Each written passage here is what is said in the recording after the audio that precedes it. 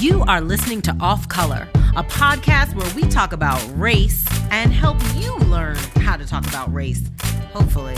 I'm Rebecca Henderson, a.k.a. the Tan Tigress, a.k.a. the African from, well, kinda.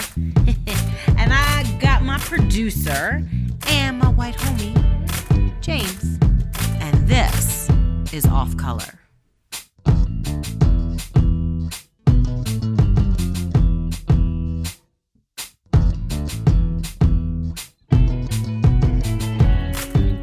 So I'm really excited tonight because we have another special guest. I mean, all our guests are special, but this particular guest is near and dear to my heart. This woman is an Emmy Award-winning journalist. This woman is a mother of two.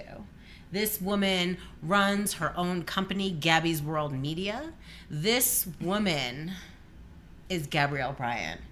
Welcome to Off Color. Oh, thank you so much. That was such a beautiful introduction. I know, I'm really It was good accurate too. Okay, I did want to call you G Unit, but that's fine. It's totally can I call you G Unit? That's totally fine. I feel like that's like legit, you know, because I'm the G, Gabrielle. The G. It's like, you know, we're trying to like get into it. Woo! Okay. Now, before we like get started though, I was thinking about some family stuff because you know, before we got on air, we were like talking about our relatives and this and that, and I just had an experience tonight before you got here where one of my family members, not by blood, I'll tell you that right now, okay, was over here, and he is a staunch, like, Republican, conservative, Trump supporter. Nice. Yeah. And, but here's the thing, the difference in him and this person is that he is an immigrant. He is a person of color, of Jamaican descent, because everybody know my husband Jamaican.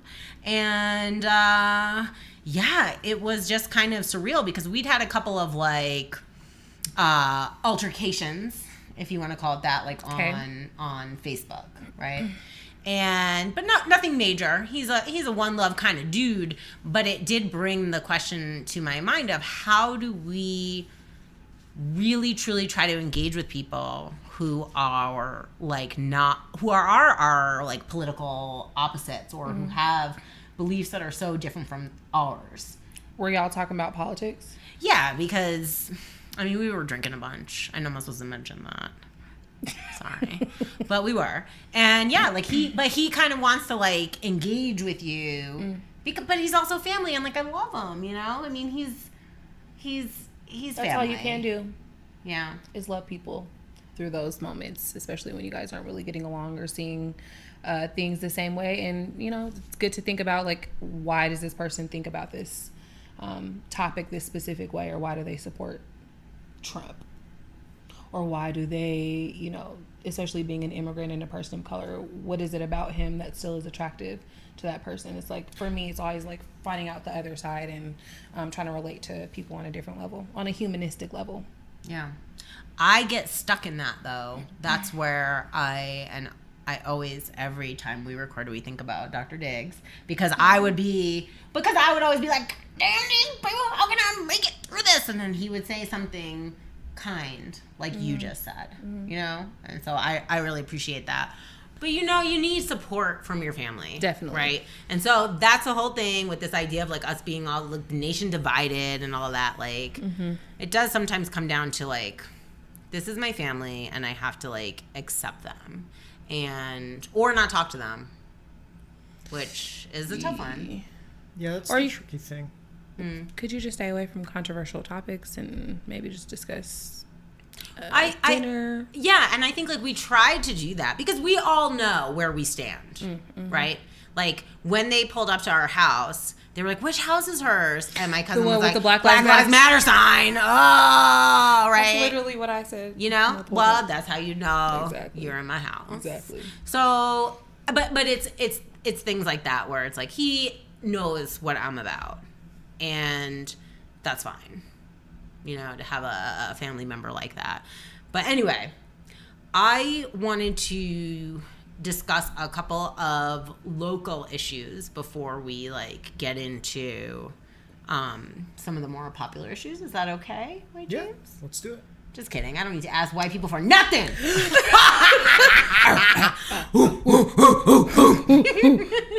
That shit's getting edited out.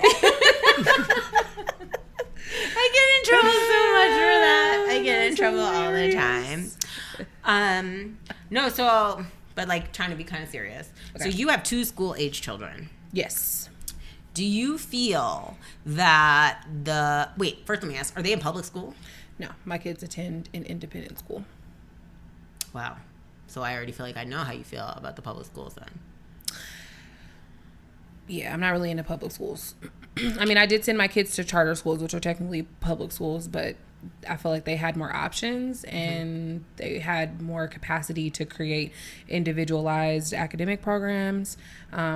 But yeah, I was blessed with an opportunity to send them to private school with some really substantial scholarships. And so I've done that. That has its own problems because they both go to predominantly white schools. They're like, I think maybe there's probably, I'd say 3 or so black kids out of each of the kids' grades. Wow. So it's very interesting. Yes, it's been some interesting Have they experience. ever spoken to you about emotions around that at all? Oh, yeah, for sure. My kids are super confident within themselves and, you know, they've always been proud of who they are. And I'm, you know, I like to think that they get that from me. Like, I think it's dope when my kid goes to school with like 2 big puff balls. And she, you know, is not trying to straighten her hair all the time. So like those small things make me proud. But yeah, there was like an incident with a little girl with my older daughter who's in middle school. She's 12. And they were in the lunchroom and another young lady stood up in front of the entire grade in the class or in the cafeteria and asked everybody, who has a better tan, me or Dominique, who is my daughter? I was like, oh, I cannot believe that's what you guys are doing? Like, that's still going on. And that's just like, you know, small things. I'm sure there's a lot more things that have happened. My daughter probably won't tell me everything because she doesn't want me to act crazy. But yeah, that's been happening. So, yeah. But like, you know, usual stuff like, can I touch your hair? Or are you adopted? Are you from Africa? It's just like, no, I'm from Aurora. So yeah, there's that. Well, even though I know that goes on because that happens to me and I'm an adult woman and I have people asking to touch my hair and kind of, you know, that it is beautiful hair though. It is real nice. You know? Though. Can I make a confession right now? This is like real talk that I was not planning on saying. Let's go.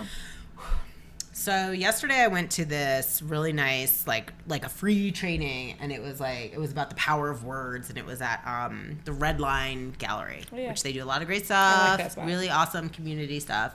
And I loved the workshop. I loved being there. But they had the chair set up in these like concentric like circles, and the woman in front of me was white, and she had like the biggest, like silkiest, like giantest ponytail. And I looked at her hair, and she was so close. And you were going to ask her to touch you? I wanted to touch it so bad, you guys. I was like, her hair was so different than from mine. So I was just thinking about all the times, like, people say that to you. They want to touch your hair because it's different. Because it's different. And the impact of it on our emotions of feeling othered, like, what the hell do I need to be othered for in this moment when I'm, you know, but I did have that, like, inclination where, like, I'm like, it just looks so beautiful and luxurious. I just wanted to touch it. And I'm real embarrassed by that. But I try to keep it real. And I did want to touch but that her hair. Should, like, you know, maybe offer some comfort in the moments when there are people who don't really look like you who want to touch your hair. Yeah. Except I didn't touch her hair, and I didn't ask her if I could touch her fucking hair. But that's also because you probably have those experiences of people asking you, can you touch your hair? Can they touch your hair? And you know what that feels like, and it doesn't feel good. But you know what the problem is with that whole "can I touch your hair" thing is that it's not even. They're not really asking permission. They've already gone in. You know what I mean? What do you do at that point? Yeah, like you can't. Yeah, that's a video game. There's a game where you can like get people's hands off your hair. But yeah, no, because it is like that. They're already going in.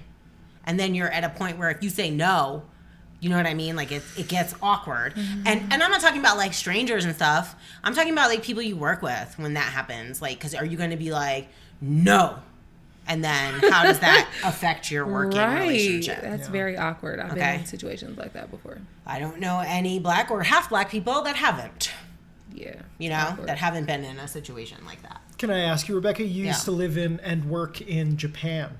Hi. Was there a lot of that in Japan? What was your experience being othered there?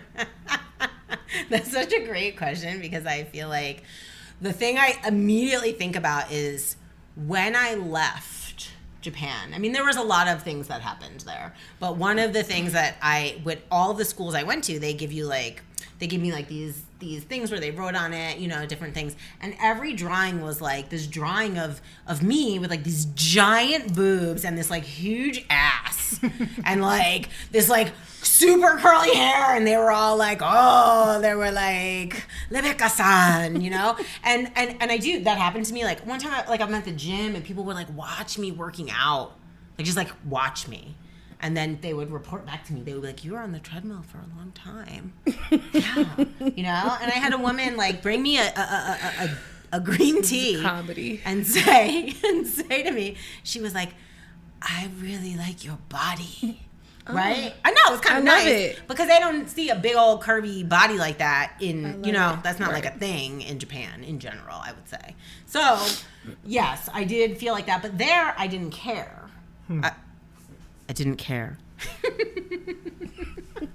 Why not? Why didn't you care? Because I think about the time I spent in Japan and I always kind of related to being a mixed race person, of not feeling particularly comfortable in one environment or another. And that feeling of like discomfort is normal for me. So being in Japan, have you ever been to Japan, Gabrielle? I have not. Have you been to Japan? I haven't, no. Okay, so just me and our studio audience over here of one.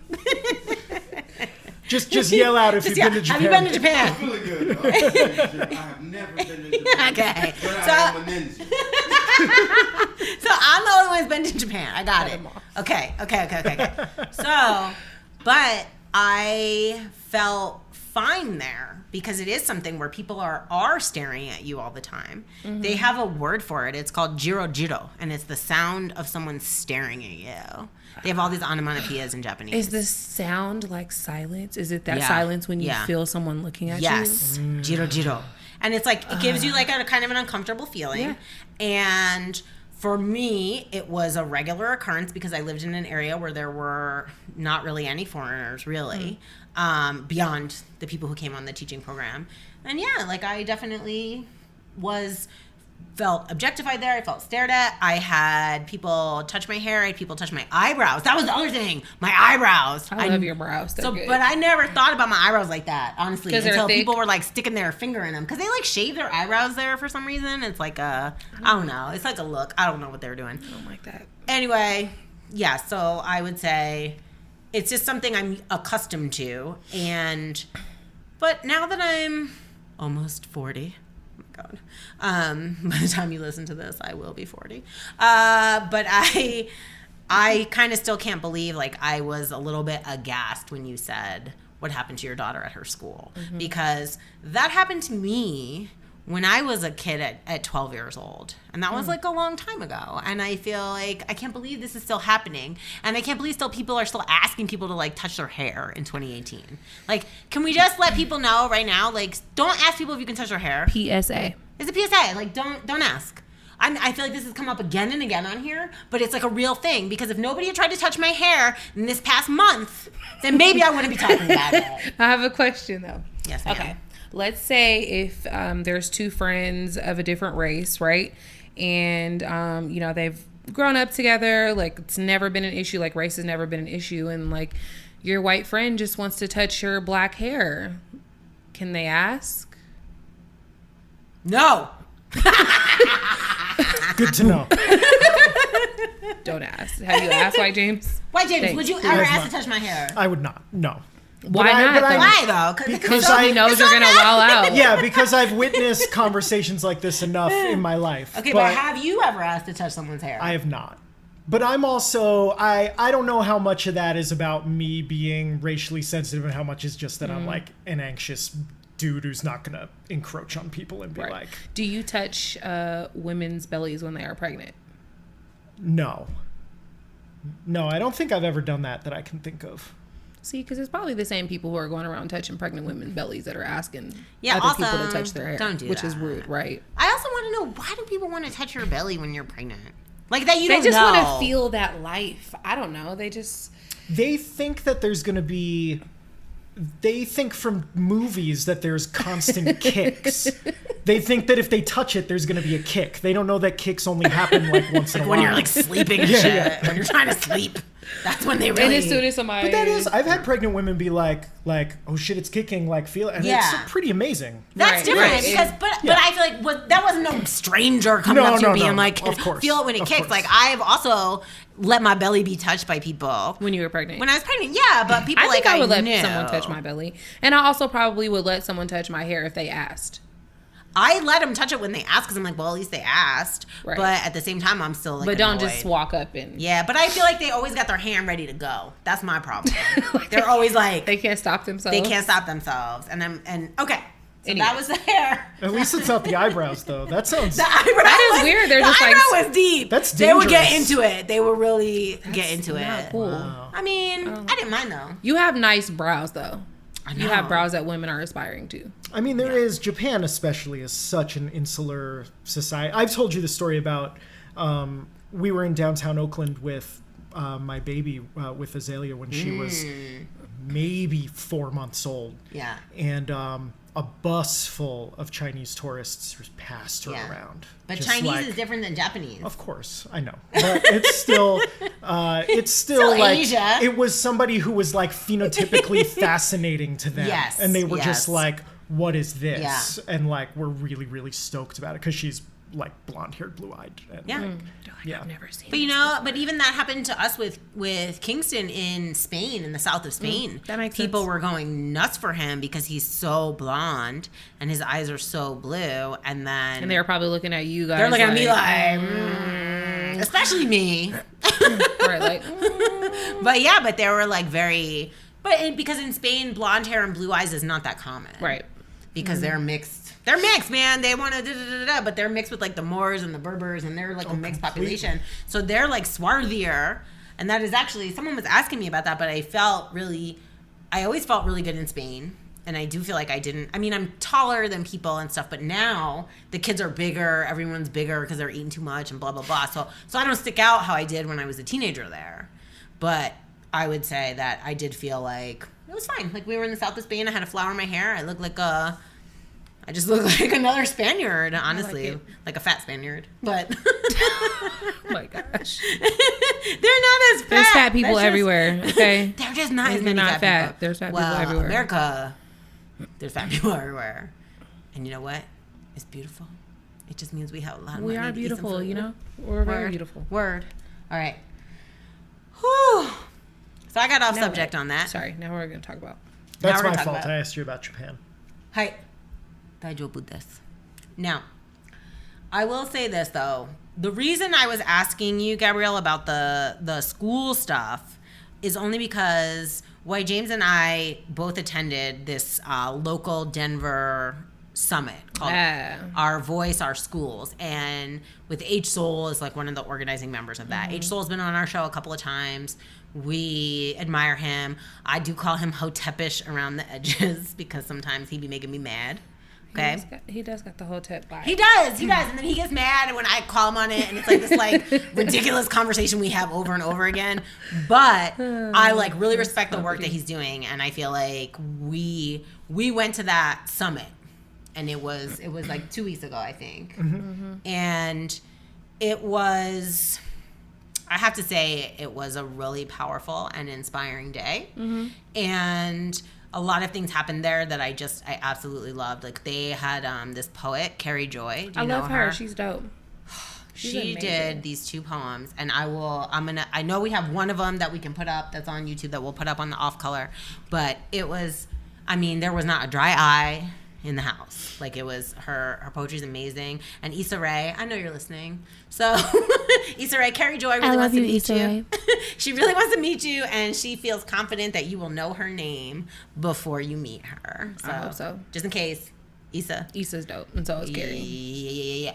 Okay. So it was really, so all of that, but then there were, this topic of this idea of like, that we're living in this idea of preschool to prison pipeline. Mm-hmm. And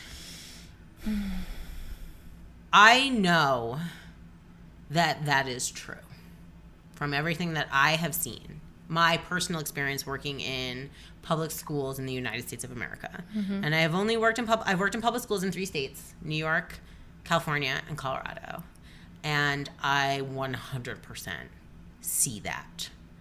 And I feel like having these kind of like local movements and organizations is a really good thing. But I guess I'm just wondering like what kind of impact it will really have. Do you have any thoughts on that? I wasn't able to attend the event. I know it was well attended. I was at the Democratic gubernatorial debate at, what church was it? New Hope Baptist Church. That was happening at the same time, so I wasn't able to make that. I mean, it's always hard to say when coming out of those events, everybody's super excited and they feel empowered, but what will they really do? But I guess it's a matter of, what do you do with your children? What do you tell your friends about how they should, handle situations with their kids? So you can kind of just make those little grassroots efforts. I don't know if it's like a big, huge thing that we can all fix, unless everybody gets on board and unless everyone is educated about that. It's kind of hard, but I don't know. So let me say my kids went to charter schools, right? And I was always felt uncomfortable because the kids would have to walk on lines. So they tape colored lines onto the floor, right?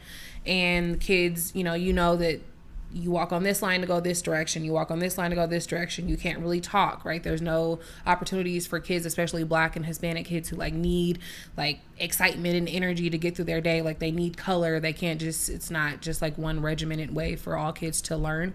But I also did some work in one of the local jails here, and I noticed that they also have colored tape lines on the floor, and I just was like, oh, so this tells you. I was asking the deputies, oh, okay, so what does this tell the inmates?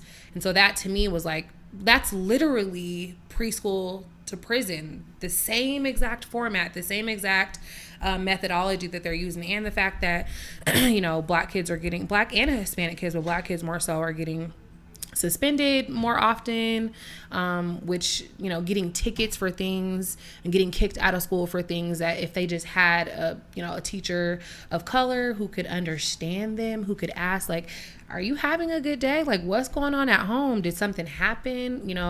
Someone who can understand them and relate to them at their level, where I'm sure that, the mostly white teachers, they do care about the students that they teach. I just don't think that they can really understand where they come from. And that can be very difficult for kids. And I think that that's a way that we can also help. So that's, how do you get Black teachers or, teachers of color to come into the schools? What effort are we making to make that happen so that kids can get out of that system of, you get in trouble one time, you get out the class, right? Because they're kicking kids out and they'll send you to the principal's office. You're getting suspended. Whereas they're expelling kindergartners. Who does that? Where do they do that insane. At? It's crazy. Yeah. So having those Black teachers aren't about to spend all that time and effort and not get paid anything. I don't know what the average salary is for teachers, but it can't be. I think it's something like garbage, what they pay journalists. Which is garbage. Or librarians. You know what I'm saying? Exactly.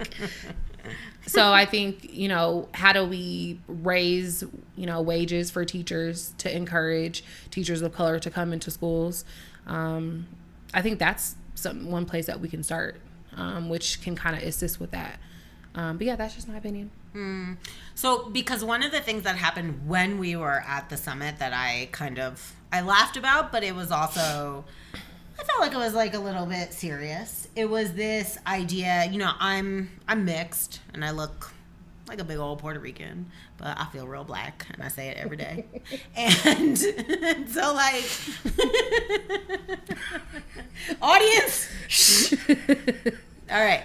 No, I like this. I like having a guy in the corner just laughing at everything. I know. No, but it's so just true like, though. I hope that's so on Facebook one of the Live. things though that I was like worried about, you know what my husband looks like, right? You know how he does not identify as white, even though he is like white presenting, but he's mixed race.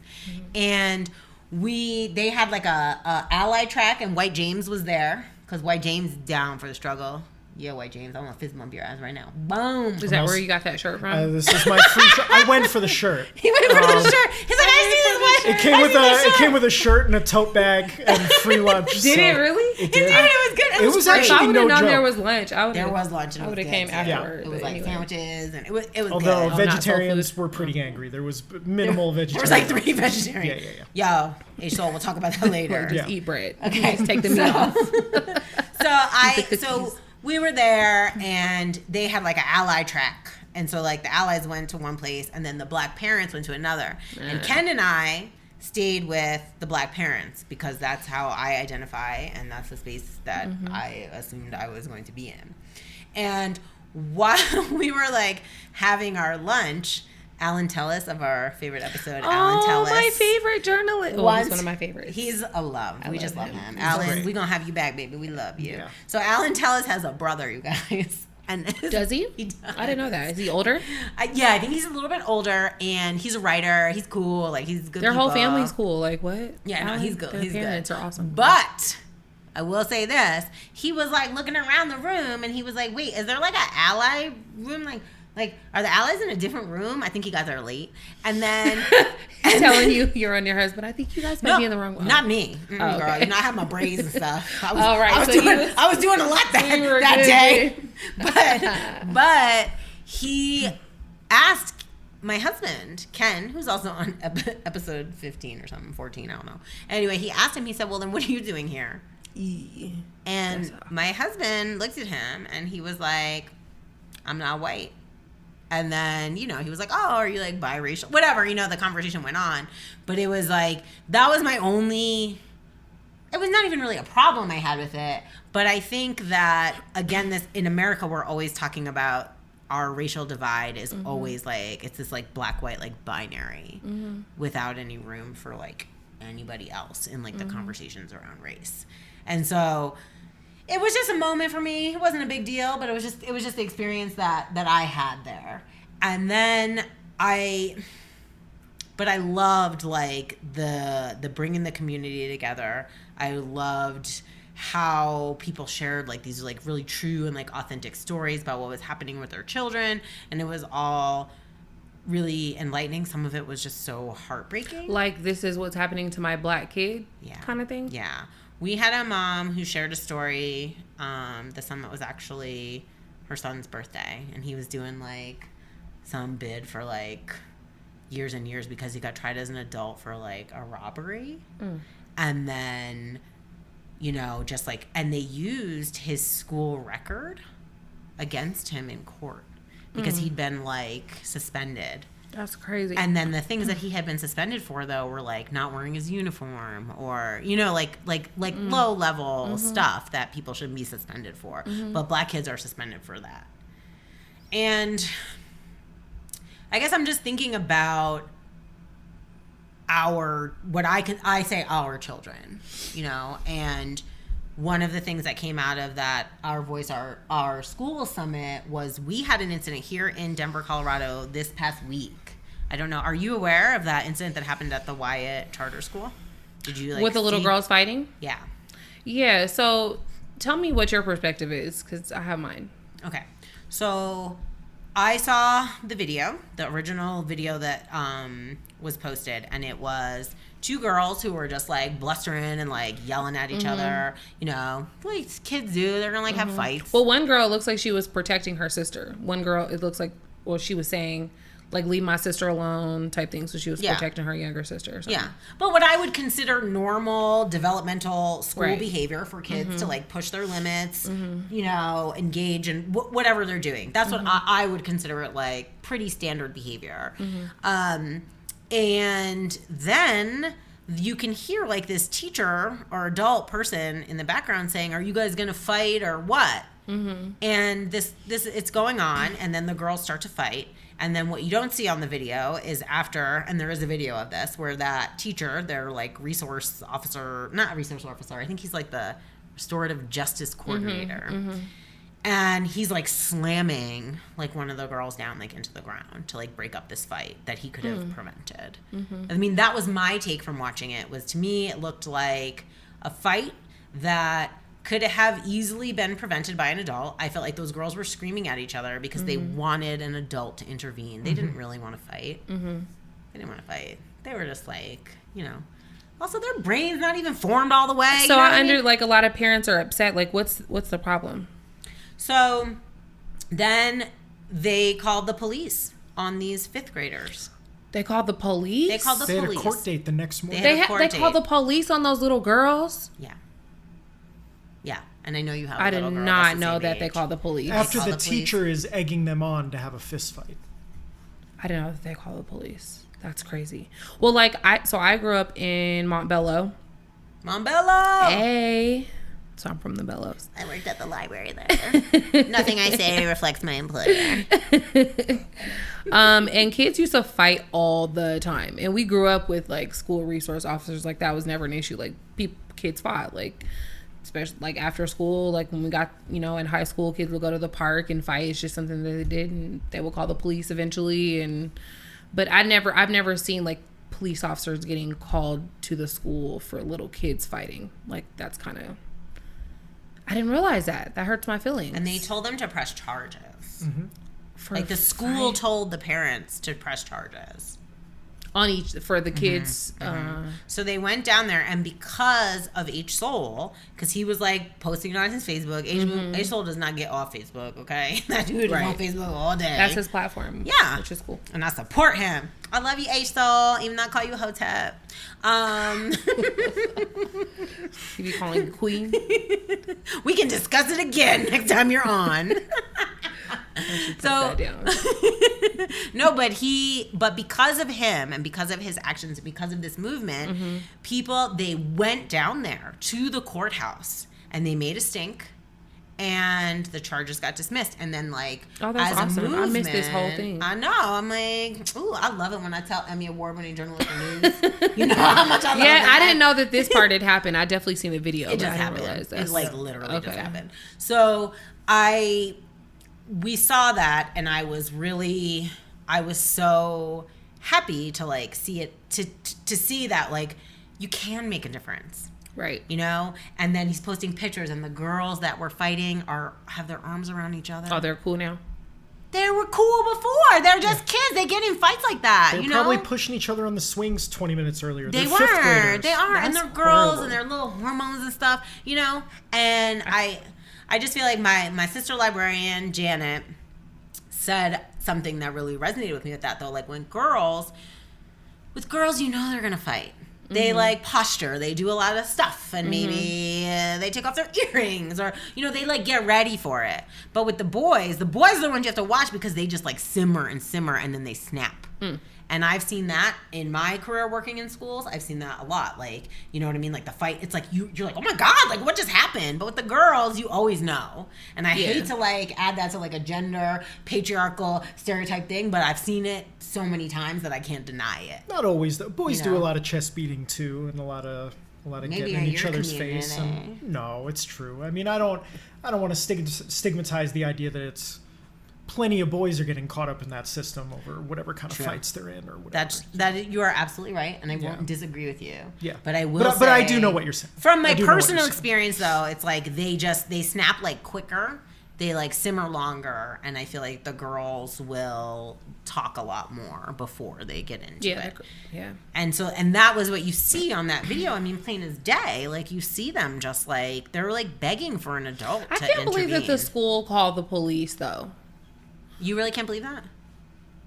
I mean, I know that this happened, but I know. Like, but why would they call the police? Well, why would is that part of their policy? Like, if kids are fighting, they call the police.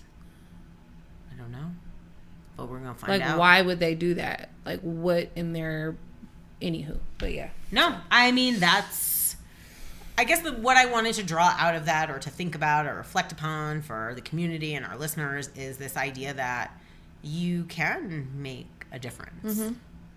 And what our Voice Our Schools did for those girls is save them a record. Yep. Mm-hmm. And got attention. They were on the news. You know, there was different organizations covered it. The school is now the administration is suspended.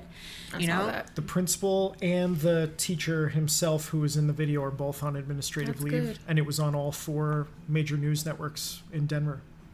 So, I mean, you can, and I think like we sometimes get bogged down in this idea that like we can't make a difference or something, but we can, and we just have to like stay vigilant, stay focused, and just work on it. I'm tired. I don't even want to say stay woke anymore, because I feel like, no offense, white James, but I just feel like white people just took that word and now it doesn't even mean the same thing anymore. That happens a lot. Sorry. No, it does. I'm like, nope, it's not have a new one. I say, stay ready. That too. That works too. So shout out to our Voice Our Schools for protecting those little girls. Thank you so much. Okay. Now, as we move into our next topic, if that is okay with you, sir. But first, Mama Bear gonna take a little break.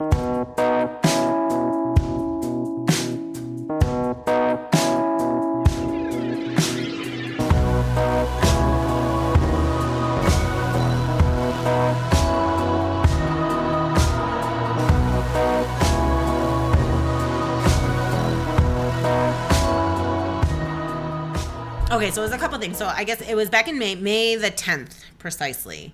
Spotify went public. No, they said they were going to remove R. Kelly's music. As they should. Okay, so before I get into this, I just want to say I used to have this boyfriend that looked like R. Kelly. Like, seriously, like, looked like R. Kelly. And so every time I see pictures of R. Kelly or R. Kelly in the news, I get like a bad feeling, not even related to R. Kelly's disgustingness, but just related to my personal experience with someone who looked like R. Kelly. I'll show you a picture later, girl. You're gonna be like, damn, that MF totally looks like R. Kelly. And so like R. Kelly, he's obviously like a trash person, and he's a pedophile. Yes, and it's disgusting, and we know that, right? So yes. They took him. That's just a fact. They didn't take him off their service. So what they did was Spotify said that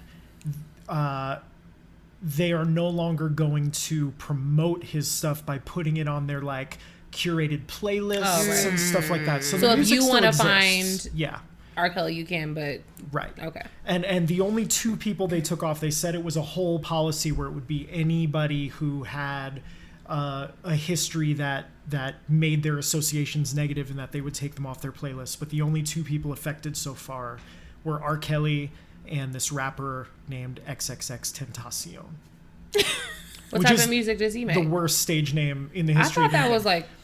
He's like a SoundCloud rapper, like just like a... I've seen his name before. Yeah. Have you ever said his name, though? No. I'm not going to And I'm never going to say it again. I thought you were going to say R. Kelly and Chris Brown, but I guess people got over Chris Brown. But they didn't. I like Chris Brown. Well... Because, can I tell you why? Yes. Because once Rihanna was like, let's forgive him, I was like, okay, well, if she's letting it go, then why am I still holding it against him? Wow. Okay. No. But then I guess he was kicking Karuchi's ass, too, so... But that's the thing, is he also got a tattoo that looks just like Rihanna's like beaten face. Shut your mouth. On his neck. Shut You up. haven't seen that? Like with the bruises? It looks almost exactly like that famous picture. He hasn't copped like to it being that, but that's exactly what it looks like. Maybe it was a reminder for him to never go back down that route again. That'd be nice. Aren't you a kind and optimistic person? God damn. Well, the result of this was that R. Kelly's streams went up. Ooh. The promotion of him coming out and saying that it was bullshit in his opinion, and his fans kind of pushing back against it or whatever, his streams increased after him being subjected to this policy. He's always going to have fans, though. Yeah. Like Michael Jackson always had fans. He still has fans. I'm a fan. Exactly. And Michael Jackson was also... It's different when they're dead, though, isn't it? No, but I'm saying, like, when he was alive, he definitely, like... Yeah, was a pedophile. You know, Let's keep it real. I feel like that ever really like proven. Well, it's never been proven in R. Kelly's case either. As far has as But we know that he's a pedophile. They pee on him. Like I feel like that was pee on you. I'm sorry, we can't laugh at that. It just slipped. Did you see that skit? Oh, God. Isn't it wild that that's just a thing in our culture? Like, oh, yeah, that guy like peed in a 14-year-old's mouth. Like, ha ha ha. And then we like did like a comedy sketch about it. We need the Dave Chappelle show now. Yeah, okay. That would be awesome. Okay, sorry. But no, there's no serious here. Not really. Because like, what are we gonna do? I feel like if we're really serious all the time, we would just fall apart. Of and, course. You know what I mean? We can't be You like gotta laugh that. at it. There's just so much shit. What are we gonna do, right? True. But I have been thinking about that because there was like a talk that I wanted to go to here that I did not go to, and it was I think Theo Wilson's organization, Shop Talk Live or something like that, and I ended up not going. But it was this idea of like Cosby and consent, and in the age, you know, kind of like this idea of like the Me Too movement, and I've seen a lot of like hummings or whisperings or even shoutings, you know, about this idea that like comparing like Cosby with like a modern day lynching. And by how the way he's... Yeah, but that people are saying that. That's like a thing that is going around, you know, where they're just like, oh, well, these are black men and they're being persecuted because they're black, not because they've like committed crimes. That's not fair. I mean, it's... In my mind, I'm like, this is some pure crazy talk, right? Because, like, I'm sorry, like, for me, the discovering that Bill Cosby is a rapist and a predator was hard. Is he a rapist? Yes. Yeah. He's going to jail.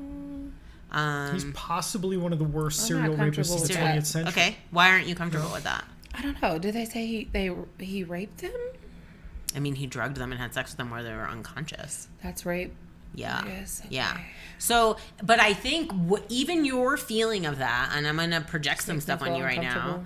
No, but I feel like even your feeling on that, your questioning of it has everything to do with your blackness. Because for me, hearing that Bill Cosby had done those things, I didn't want to fucking believe it. That guy's like one of my heroes. Like he was somebody that like I looked up to. His programs, those things, they like changed my life. He gave me the first mixed race person on TV that I remember. Lisa Bonet? No, because she wasn't allowed to be mixed Alicia race. Keys? No, where are you? Alicia Keys was one of the little girls on the Cosby Show, like back in the day. She had like a little curly fro. It was Oh my God, that's so cute. And I didn't it was know not that. cute, but still, anyways. But it was from a different world. Sorry, it was Cree Summer. She was Freddie on a different world, and has come up Did again. she have like curly hair? Yeah. Okay. But she was just this character. But she was half black and half white, and she was the first time I'd ever seen like a biracial person on TV that wasn't. They weren't just being like, oh, she's black, and she's like this very light skinned Right, person. we know she's right. But it was nice to like see that representation for me. So I had a lot of stuff like invested in Cosby in my mind, like any black American and white Americans too, right? Where he was just like America's dad. He was like this great person, and then to find out he's like this disgusting predator was really awful, and it was hard. I mean, it was a kind of and it reminded me of Michael Jackson, where it was like we don't want to like believe it. Like with OJ, we were all like, yeah, we know he did it, but go ahead. Like I feel like that's what happened with OJ's trial. Like so awkward. We all knew he did it, but like it was such a relief to see a black man like get off. You know, like there was something to that. Anyway, I'm on a rant, y'all. Sorry, pardon me. I don't know. But anyway, so those things happening. So that brings to me, in my mind, I've been thinking about, you know, Morgan Freeman. That just happened. Did you hear about Morgan Freeman? That he's also been doing the same type of stuff with chicks? No, he's just like a sexual harasser so far. At the time that we're recording this, all I've heard is that I don't want to like diminish it, but you know, he like looks girls up and down, says inappropriate things. There was reports of him like trying to lift up a girl's skirt and was like, "Are you wearing underwear?" You know, like stuff like that. And it's Morgan Freeman. I'm like, oh no. Like, I feel really sad, like, that it's Morgan Freeman. Well, men have been doing this forever. Like, we've been getting sexually harassed forever. Like, I can't recall a time in my life that I haven't been sexually harassed, like, either by a boy at school or, like, you know, grown men saying, like, inappropriate stuff to me. And I just, like, either laugh it off because it's, like, makes me feel uncomfortable and I just don't want to, like, you know, make the situation worse. Like, that's been happening to me forever. So it's not like, I mean, I've never been drugged and, you know, forced. Yeah. But just sexual harassment and inappropriate conversations, inappropriate comments, that's been happening forever. So it is really dope to see the Me Too movement, especially how, like, it moved through the Colorado State Legislature. And how the reporting of Benta Birkeland, she basically blew the lid off all the sexual harassment that had been happening there for years and ended up getting one of the state representatives expelled. So, I mean, it's a really cool time for women. It's a dope time to be a woman right now. Yeah. And I don't necessarily disagree with you, but I'm scared for, like, the backlash of it. And to me, like, this thing with Morgan Freeman, until we have more information about it, I do feel a little bit like it feels... Oh, I feel like it's like an unpopular opinion. Say it, say it. I'm kind of like, we're swinging it too far. Like, okay, like, Morgan Freeman is, like, in my mind, it's like, he's like a dirty old man, right? That's how I think of it. And he's a celebrity, and he's, like, having what he wants. And it doesn't make it necessarily right. And it's bullshit because because I'm the same as you, Gabrielle. I can't remember a time when I didn't have sexual harassment in my life by a man, ever. It's just regular shit. We just deal with it. And I believe it was, I don't want to misquote, but I think it's Margaret Atwood, but it's like a quote where she's like, men are afraid of women laughing at them and women are afraid of men murdering them.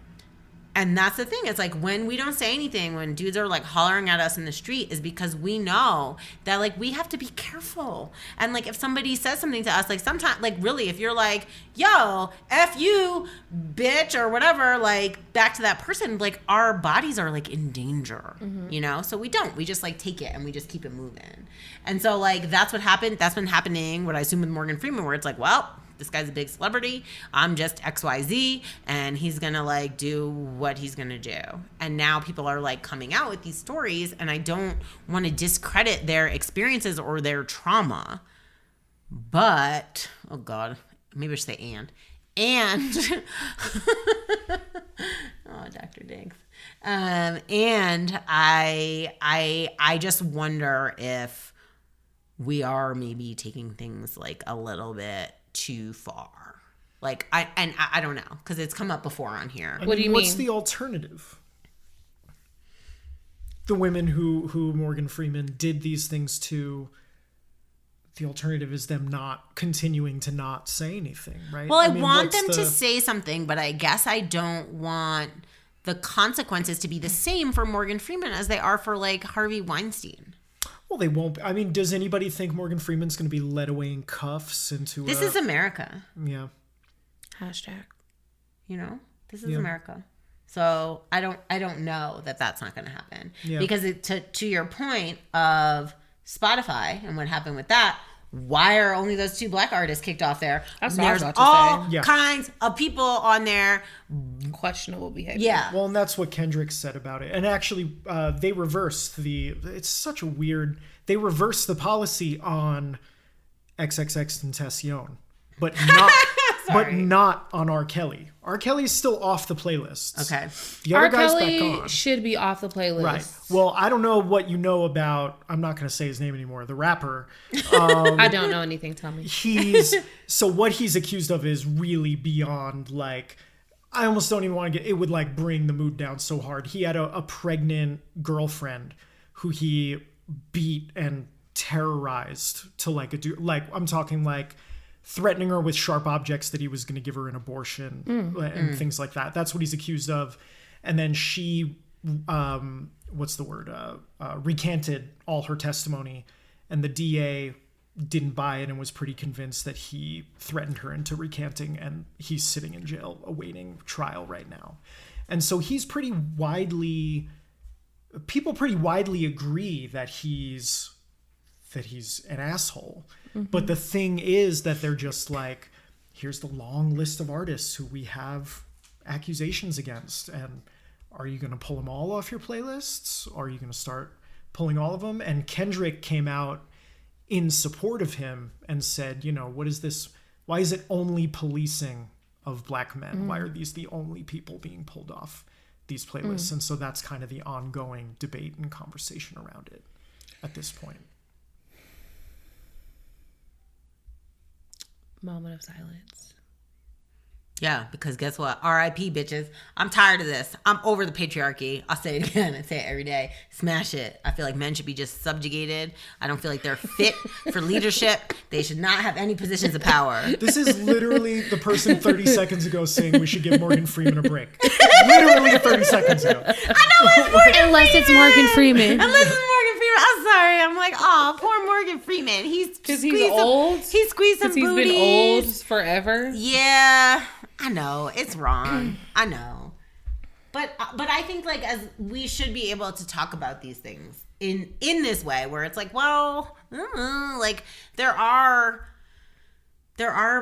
places where we can't say like this is 100% wrong or this is 100% right. Like, okay, I can say that Morgan Freeman's behavior is 100% wrong, right? I can say that. But again, I just feel like him being tossed into the boat with people with a Weinstein or a Cosby makes me really uncomfortable and like worried about like a backlash to the Me Too movement, because I feel like it's already happening. I mean, I feel like people, not the people in this room right now, I mean, our audience of one is not allowed to speak, but if he were, I don't know what he would say. But I feel he's talking. They can hear him on Facebook Live. Whatever he's saying. No, but it's I don't know.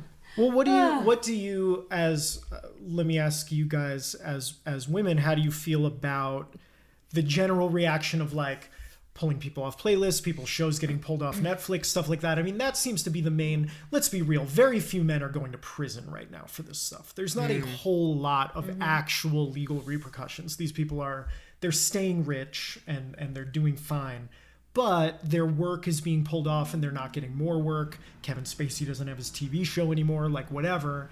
And presumably Morgan Freeman, he's old now. He's like 80, He's been right? old. He's been old always. So Morgan Freeman's probably being forced into an unofficial retirement, but he's 80. Yeah. I mean, and he's got more money than anybody, so he's fine. I mean, how do you feel about, does it seem sufficient? Does it seem too much? Does it seem not enough? Just the sort of artistic repercussions. Because that's all that really happens to most of these guys. Isn't it what matters to the victims? Right? It's not really what we deem in public as the problem or as what the specific type of justice needs to be served for each individual. It's like more up to what the victim thinks or the victims think, in my opinion. And I think every situation is different. I think the conversation that we had around, is it only black men that's getting in trouble, like in situations like with Spotify, but who is at the top, like making those decisions, right? Who is the one that's looking and saying, what the impact of playing their music on this platform is going to impact the company. Like that's all up to like the leadership at the top to me. So what does that leadership look like?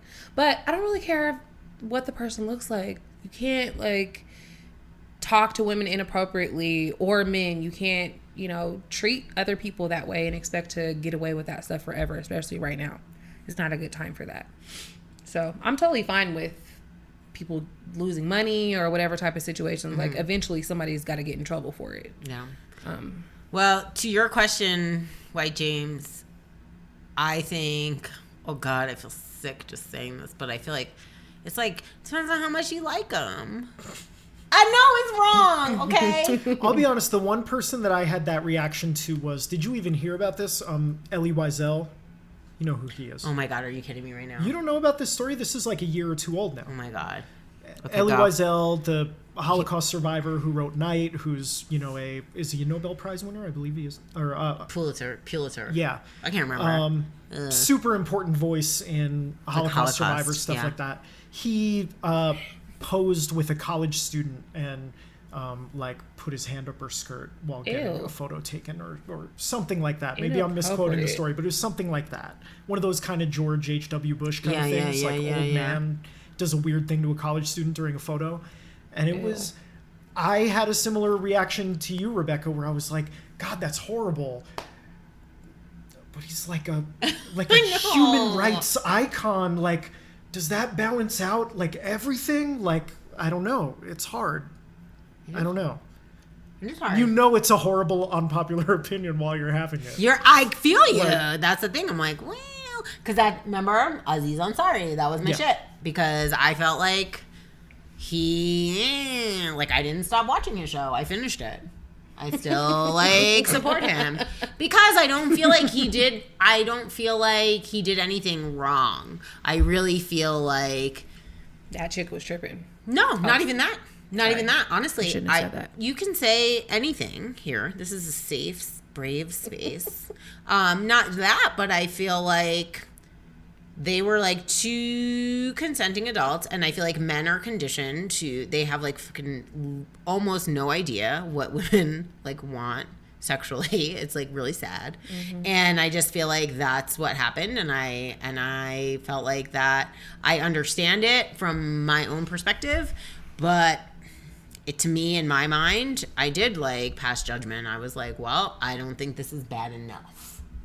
I don't think it's that bad. That's okay. And that's it. That was all. And a lot of people felt that way. And I had to unpack it. I wrote a blog about it. I took heat for it, and I reflected on it because I do feel like we are miseducated regularly as women, and men are miseducated as well. And I think unpacking it and exposing it. And I think you said that to me. You were like, sunlight's a great disinfectant or something like that. Or what's done in darkness comes out in the light. You were just but it's true because it does, right? Mm-hmm. And I don't know. I'm just hoping that just by having these conversations, we're sparing your daughters this conversation, and we're sparing my son an experience where he thinks everything's fine and it's not. So I think just by talking about it, it's a start. Yeah, that's all. Now, if I may. What's next? Don't ask me like that. Oh, it's my favorite. It's my favorite segment. Positive things for people of color. I wrote that. That's good. Is that a jingle? It's a good jingle. It's my jingle. We're working on the jingle. It's my jingle. I wanted to talk about a positive. It's good. Positive things that have happened. So one thing that I felt was positive, and not everyone agrees with me, was I enjoyed the royal wedding. Oh, people! First of all, Black Twitter was so excited about the Black preacher and the Black choir. It was too much. I didn't watch it, but I just saw highlights and stuff on Twitter. Yeah. I don't know. It's beautiful. It's kind of cool. Because she's American. Mm-hmm. Yeah. So Meghan Markle is, and she's mixed race. So she was our princess, my mixed girls princess. We were like, yay! And everyone was like, oh, she's so Black. And then they would get mad at her because she would she identifies as biracial, or she just, and everyone would be mad at her for doing that. She was disavowing her blackness or something. Mm-hmm. But look at her. Okay. And I want to go on the record that my son was watching the royal wedding with my husband, and he pointed to the TV and said, Mama, ew.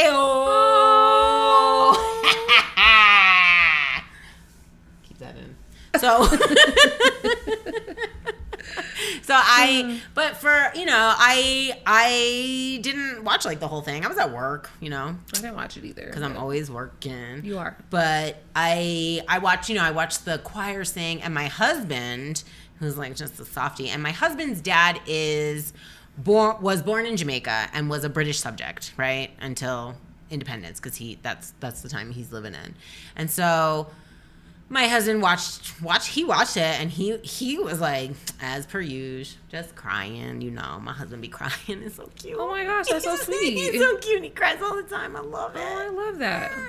But he really loved watching it. He felt really emotional watching it. He made me watch at least just when they sang like "Stand By Me," you know, and like it was really beautiful. So I feel like that is a moment that was a positive moment for people of color all over the world. It was just a nice thing, and some people were hating on it, and I just want to put it out there into the world that it's like we can be woke and ready, and we can be soldiers, and we can be fighting oppression, and we can be trying to dismantle white supremacy and the patriarchy, but sometimes we can just enjoy like somebody's celebration of love, because you know how you know it's like love? You can't do both. Want to know how you know it's love? How? That guy's a ginger. His hair red as fuck, and that beautiful queen was like, I will marry you. I love gingers.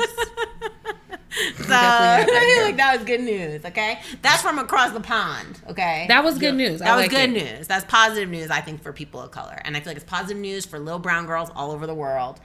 You know, regardless of whatever, like They can be a real life right. princess. Yeah, I just said it was just beautiful, I thought. So, and then back here in America, we have our first black woman who is moved on to the governor's race in Stacey Abrams. She made it through the Democratic primary to become the first black woman to get a chance to be governor, which is dope in the whole U.S. of A. Yeah. So That's pretty dope. again, as usual, I'm always surprised when I'm like, damn, it's 2018. We ain't never had a black female governor in the United States of America. I shouldn't be surprised, but that Makes sense, though. Yeah, I mean, it kind of makes sense. Sorry. I swear to God, in America. I don't think Colorado had a black lieutenant governor, but not. Yeah. So, but I feel like it's good news. It's exciting. It's good news. It's a positive thing, and I'm But like, you know, they tried to put her against another Stacey, thinking that people were just gonna vote for Stacey, but there was like a white Stacey. shut the fuck up. Literally, she beat a white Stacey. That they literally put out there to beat black Stacey because they said black Stacey couldn't win. And then the white state. Oh my gosh. So Stacey Abrams, we're rooting for you, girl. I hope that you become the governor of Georgia. Yeah. Didn't Georgia just legalize? I saw something earlier that Georgia legalized teachers to carry firearms. Oh God. In Georgia? Are you Okay. kidding me? Anyway, let's move on because I know we're talking about good news. But one of the things I really wanted to talk about with you as we kind of wrap it up was you have a big event coming up. Y'all, so I am teaming up with TEDx Mile High for an event on June 14th. It's a Thursday evening called Race and Identity. It's at Mirrors Gallery, Denver, which is, I think, on 11th and Broadway. And essentially, we will have a space for open discussion to talk about race and identity. And really, I think the theme that we're focusing on is how to, like, what it's like to be a person of color in all white spaces or in public spaces. So it's kind of prompted by, you know, the incidents that happen at, like, Starbucks, or the people that are barbecuing in Oakland, or just being, like, the Native Americans who were at, was it CSU? It was called, yeah. The tour, Yeah. the kids who got the police called on them just for like being present. So yeah, we'll have open discussion. There will be some live artistry, so we'll have some spoken word. I think Theo's on the list. We'll have some dance happening. So it'll be pretty. How can dope. Rebecca Henderson get on the list to do some poetry? Let me see what's good. Let me talk to the powers that be and see if there's some space open. Because I got some poems, girl. I know you have some poems. I'm laughing at White James. He's like, God damn it. Did she have we good poems? almost got through our first plug without Rebecca interjecting herself into it. I mean, this is her.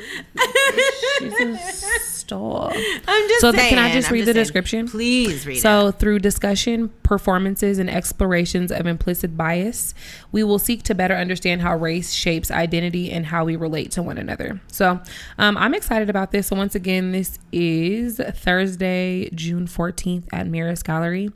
The event is free, but you do have to register in order to get in. The venue holds like 200 to 400 people, so there will be a bunch of people there. You can find the event on Facebook by just looking up race and identity. Yeah, I'm excited about that. So I'll be moderating a panel discussion. So yeah, I'm excited. Yeah, I'm really looking forward to that. Actually, I think you posted it, and like 1 second after, I was like, "Ooh, I'm going to this." Yeah, a lot of people seem like they want to go, so I'm excited. Because it's a good time to talk about it. race. Yeah. People want to talk about it. Yeah. Is it going to wind up online, you think? It should. Okay, cool. So we'll keep it, and we'll post it on our page, which is Facebook, which is Off Color Podcast. We do have a Facebook group. We have a Twitter, which is Off Color Pod, and our website, offcolorpod.com. And we kind of try to keep you like updated of things that are going on in Denver and around the world, because we're on that global tip. You feel me? Can I tell people where to find me? All right, lay it on us, G. So you can find me on you can find me on Instagram and Twitter at Gift of Gab. That's GYFTOFGABB. You can find me on Facebook by just searching my name, Gabrielle Bryant, like Kobe. Very easy to find. Yeah, so I'll see you guys around. Thank you. And I wanna stop and thank you, baby, because Thanks, Bill. having you in my home is always a blessing. I love your home. Thank you for welcoming me. Always. For passing, please.